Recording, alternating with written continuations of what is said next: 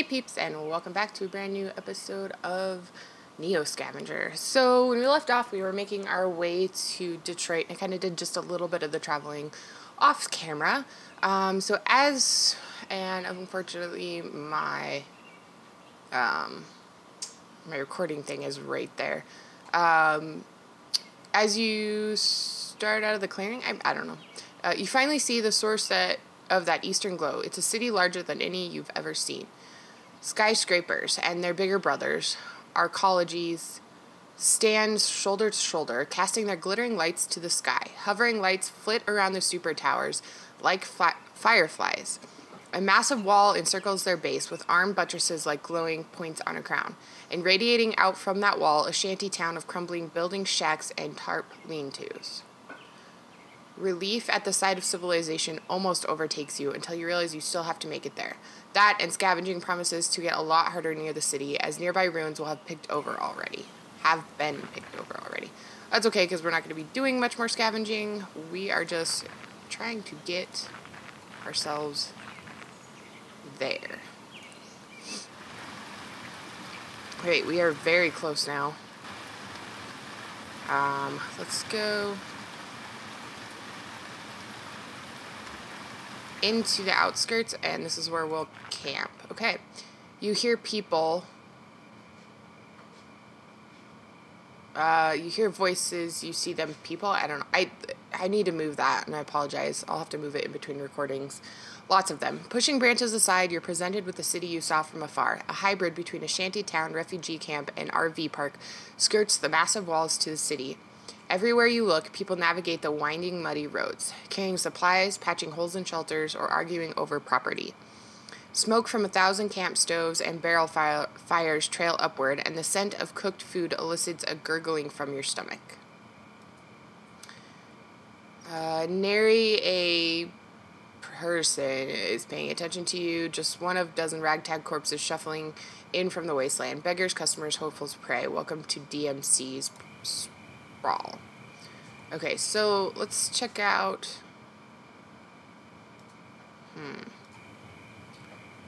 See if we can find a shelter.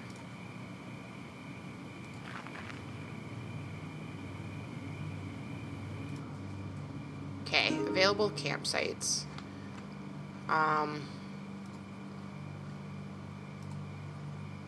Let's put our noise trap down.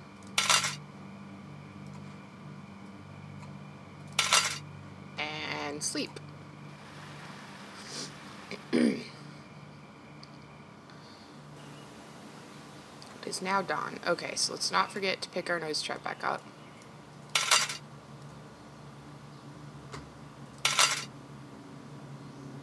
There's a cornucola bottle. Not going to worry about that. So let's try to make our way. We're not going to go straight into the city. We're going to go to the junk shop. As you navigate the winding alleys of DMC sprawl, you encounter a huge structure fashioned of shipping containers. Throngs of people enter and exit the structure through a doorway on one side. Inside, you can see a thriving bazaar where people trade scavenged items in the light of 1,000 lanterns and bug zappers. The air is thick with sweat, smoke, and the smell of barbecue and spices. This is the sprawl's notorious junk market. Pick up items to purchase them, drop items to sell them. Store policies. If hardware/software is not switched on and unlocked, vendors will only pay the hardware's value as if it were empty. Items will then be appraised by a specialist and resold at full price. Vendors will only pay a nominal fee for unidentified pills. Pills will then be identified and sold at full price. When in doubt, verify all sales final. Okay, so if we go here, let's open our vehicle and see here what we want to sell. Okay, so this one is condition 4767. Okay, so let's sell the one in here. We're gonna sell a large chunk of this, so the value, okay, so we're gonna sell most of this water. Not gonna sell any of the empty ones. Should we sell our sleeping bag?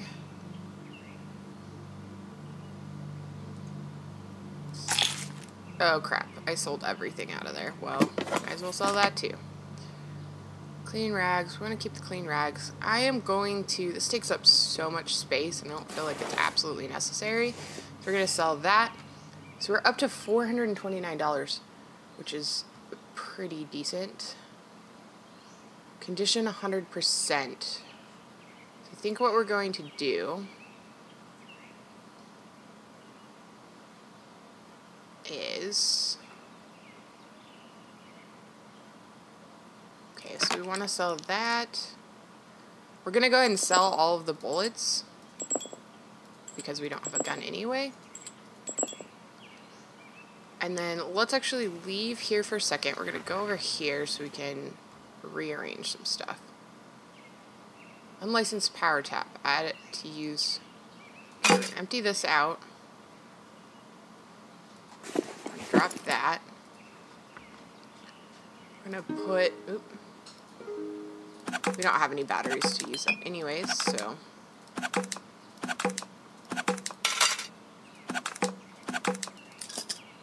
Okay, and then, we don't actually need to drop that. So now let's go back over here. Inventory management simulator. Go back over here, and then we're gonna sell this backpack, and we're gonna buy that backpack. Let's go back into our vehicle, and I'm actually gonna go ahead and sell all of our water, because we can easily get more. Yeah, because we've got plenty of containers.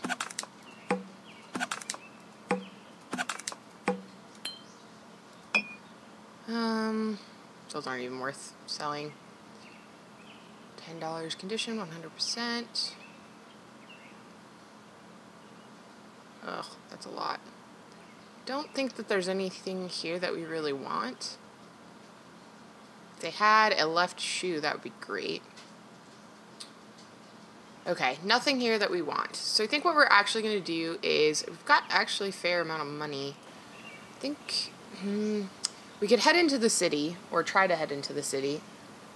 Or we can go back out and scavenge some more and try to get ourselves set up a little bit better. So we're a little bit better equipped. Let's actually go into the city. Navigating the maze of shacks and tarp shelters, Detroit's massive walls stand as a constant backdrop to the east. Easily half a dozen stories high and probably almost as thick, the city walls are an impressive sight to behold. Armed towers bristling with surveillance arrays stand at regular intervals, keeping watch over the sprawl, and likely the city within. Before you, giant vid screens on the 3 gatehouses flash instructions about pass requirements and threat levels. As flocks of people stream into and out of the gates, you take your place in line on the right, with the others entering the city. When you get to the front of the line, a sinking feeling overcomes you. Heavily armed guards in full combat armor are checking attendees with some sort of scanning device. You're pretty sure that whatever these other folks have to get in, you're missing it. When it's your turn, a guard stops you and turns to a monitor installed in the wall. A message received, device not detected, entrance denied. With the efficiency and compassion of an assembly line worker, he directs you away from the line back outside. Unfortunately, getting entrance to the city may be trickier than just showing up. Back outside, I can't see that word. I wish I could move that. The muddy square, you pass the muddy square and stop to survey the area. Where do you go now? Would anyone in the sprawl know about the cryo facility? You're startled when you notice a man has been watching you. He's wearing a long brown coat and matching hat and is leaning on a walking stick. From this distance, you can almost see the glint of his eyes below the trilby's rim, though it probably just your imagination. He takes his time approaching you, and as he nears you, you notice there's a heavy maculage on his face. Reminds you of one of those old portraits you'd see in history textbook. Folks call me Hatter, he says matter-of-factly. I think we may be able to help each other. Come with me. Sorry, I had to take a quick drink. Hatter's something. Oh, I need to move that. I did not think through putting that there. The one of the flap house hotels you'd see crammed between high rises in a busy city. It even has the old marquee hanging precariously from the cornerstones. Several floors up, armed guards watch over the street from missing sections of the building. Hatter acknowledges the men at the door and leads you through a surprisingly clean lobby to an old-fashioned elevator. I have a client, he starts, pausing for the cage to rattle shut, who collects heirlooms. He speaks louder over the motor. He compensates well enough, in fact, that I'd be willing to part with a DMC's visitor's pass in exchange. The elevator clunks to a halt and the door rattles open, revealing a dark room lit by video screens and old lamps. And you know what? I'm just gonna have to deal with this. Stepping onto the elevator, it feels like you've walked into a control center built into an antique store. Baubles and relics crowd the walls and tabletops, while video screens and computer consoles cast a bluish tint on a handful of armed guards. Hatter crosses the room to sit at a low, broad desk facing the elevator. There's a lake. He pulls a worn road atlas from a desk drawer, about a day's walk northwest of here. Inside a building, there is a silver urn. He pages through the atlas to a map of Michigan. My guess is that you know a thing or two about getting around out there, and maybe this could be your ticket into the DMC. He pauses to look up at you. Let's use our trapping skill. Something seemed blah, blah, blah.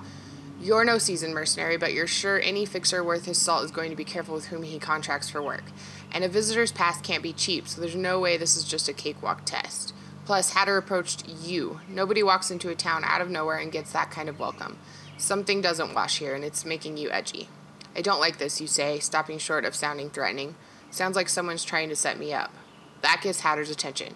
You hear the creak of leather as a guard tenses. He says, leaning back in his creaky chair, maybe? Anyway, turns out maybe you are worth the extra attention you seem to have garnered. He looks down at a blank spot on his desk, considering something a moment, and starts talking at it. Your, let's call him employer, had a particular interest in you. He leans forward and starts interacting with his security console, interested enough to open this earn contract with express instructions that it only be assigned to you. Said I'd find you trying to enter the DMC. Said he'd front the cost of the visitor's pass if I got you to do it. He finishes a keystroke, then gestures to the wall monitors. One of the monitors switches to a view of this room with a cycling time code in the lower corner. After a few seconds of fast forwarding, it switches to real-time playback. There, standing where you are now, a black mask about the size of a man talks with Hatter. The detail seems to be glitchy, as if there were some dark-colored static distorting the signal, but only around the figure. What's with the censoring, you ask? Don't know, he says. Look normal in person. Must be some sort of EM interference. The discussion is short, punctuated by the figure handing Hatter a small object, then leaving. As a rule, I don't disclose client info like this, he stops the video, but you seem like a decent type, more to the point, resourceful, and while money talks, I'll take a competent operative over cash any day. He reaches into a drawer and pulls out a small black wristband. The pass is yours. I'll keep my ear to the ground for any info on this Reaper fellow and let you know. And hey, he says before letting go of it, maybe you come around again when you're looking for some work. Sweet. So we met the Hatter. And we can now get in. Okay, confirm. What? Oh, shoot. Hey, peeps, and welcome back. So I don't know what happened, but my recording stopped, and I don't know how quickly I noticed it. So, sorry for however much of that you guys missed. So anyways, we're now north of Detroit, just scavenging. I'm going to go back and trade what we can. Just trying to get some loot. We did get a second shoe, which is good. And those aren't worth grabbing. I have this sort of small parts, though. Yep, we're essentially just running around the map at this point, trying to be far enough away from Detroit that we can actually do some scavenging, but we're going to stick close enough that we can run back there and sell stuff as we fill up our inventory. So, kind of a boring part right now, but, oh, yes. Want that. Let's see, how much are these worth? Ooh, we'll take condition 35, condition 95.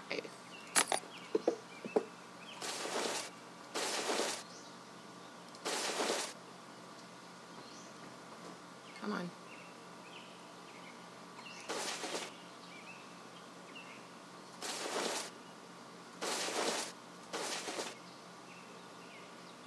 Do I have 2 cargo pants on?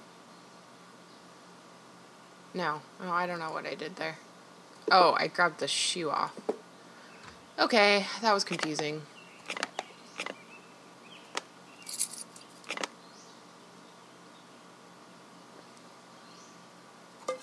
Oh, sorry, I'm confused. Easily so. Okay, so neither of those are worth anything. That's not worth anything. Sorry, guys. I probably will forget to edit that out, too, which I apologize. It's been a crazy year for my allergies that I shouldn't even have. But anyway. Okay. So what else do we get? Ooh, we do want to start taking scraps of foil. Okay, just won't let me put it in there. We'll take that. I'm gonna have to do some organizing here, so I'll do it off camera after. Oh, you know what we could do? We can use these as separators. I said I was gonna do it off camera, and yet here I'm doing it. Trying to be quick about it, though.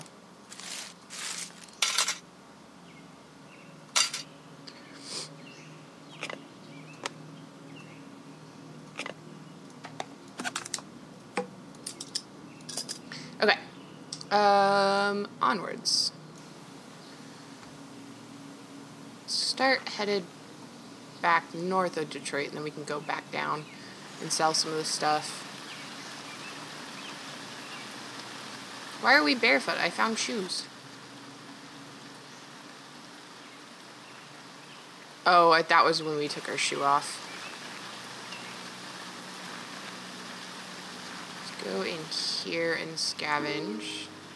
See if we can get breakfast for ourselves or lunch. Okay. That'll help.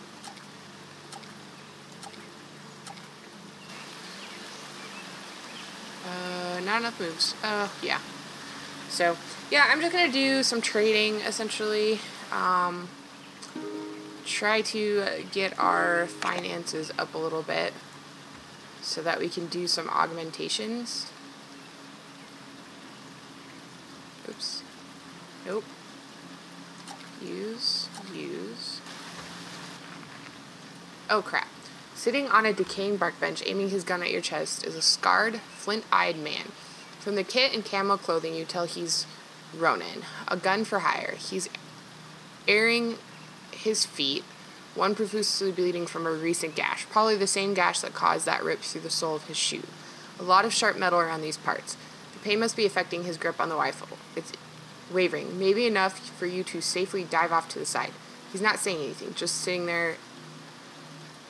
Let's try offering to help him. You approach, indicating your peaceful intentions. The Ronin cautiously lowers his rifle. You inspect his damaged foot and bandage it up using a few old rags nearby. Job finished, you wait for your reward.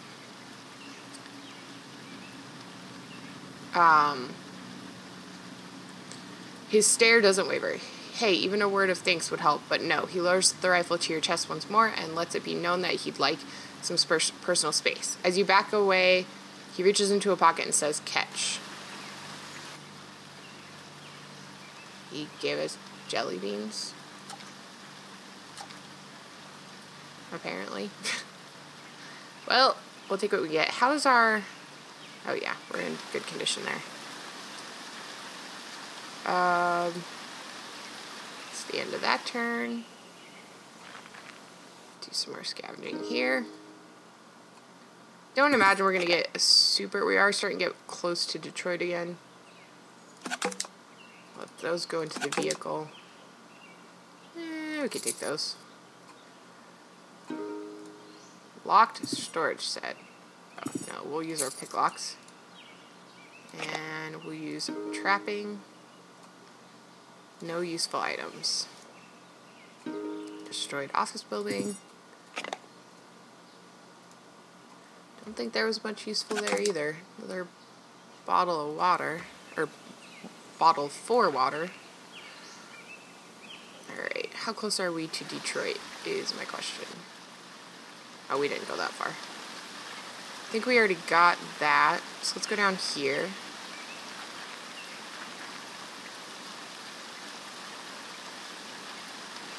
We can go hit that one.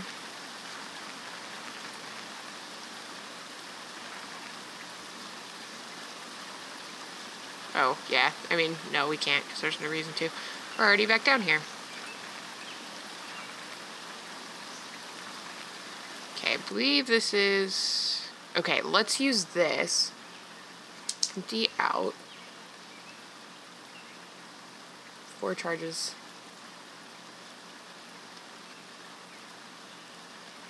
Empty out.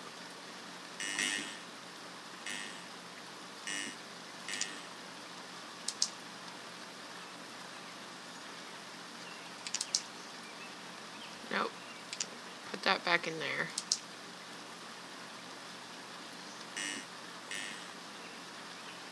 This one only has 4 charges. Can you give us 20 charges?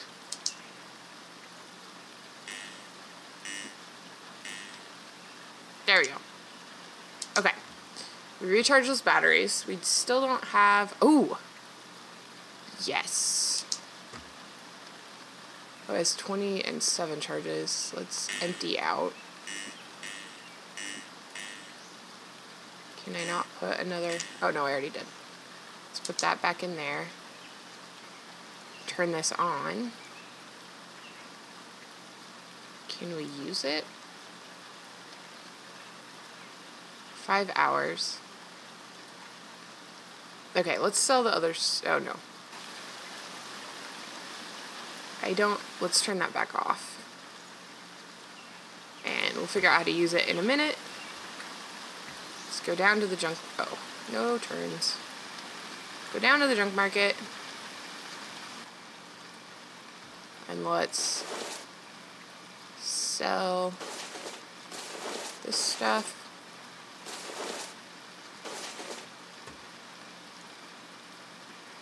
And oops, our vehicle. Can sell that.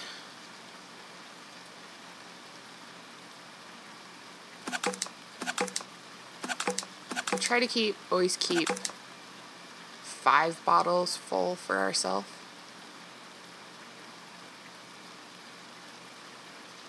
And what else can we sell here? We could sell this because we already have one, but I'm not going to. So, okay, we're gonna go out of here. Okay, we're gonna camp here. But first, on. Now, if we go to the crafting screen, wrong one. Where's the other cell phone? There it is.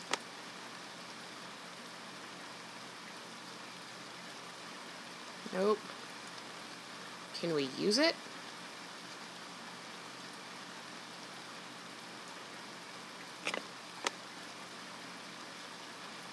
I don't know how to do this, and we're out of time anyway, so I'm going to try this on our next episode. So thanks for watching, guys. If you enjoyed this video, go ahead and hit that like button. And if you haven't yet, go and subscribe, and I will see you next time on NEO Scavenger. Bye-bye!